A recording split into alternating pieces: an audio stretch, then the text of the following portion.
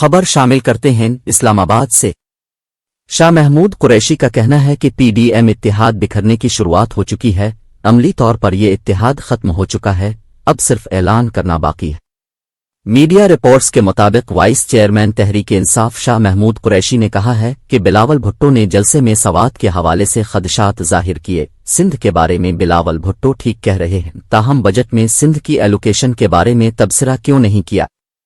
آزاد کشمیر کے وزراء الیکشن میں ٹھپے لگنے کا اعتراض اٹھا رہے ہیں، کیوں نہیں پیپلز پارٹی اور نون لیگ فیصلہ کرتی پی ڈی ایم کے اتحاد کو برقرار رکھنا نہیں؟ ان کا کہنا تھا کہ اگر آزاد کشمیر کے الیکشن میں نون لیگ نے پیپلز پارٹی کے ساتھ دھاندلی کی تو پھر میئر کراچی کے الیکشن میں نون لیگ نے پیپلز پارٹی کو 13 ووٹ کیوں دیے؟ میئر کراچی کے الیکشن میں اپنا احتجاج کیوں نہیں ریکارڈ کرایا؟ شاہ محمود قریشی نے کہا کہ میرے کلپس اور انٹرویوز موجود ہیں، میں نے کہا تھا پی ڈی ایم کا اتحاد بکھر رہا ہے، کل سے اس کی شروعات ہو چکی ہے، ابھی تو بجٹ پر ووٹنگ ہونا باقی ہے، ہم ہر حلقے میں امیدوار تیار کر رہے ہیں، ہر کسی کو اپنے امیدوار تلاش کرنے کا حق ہے۔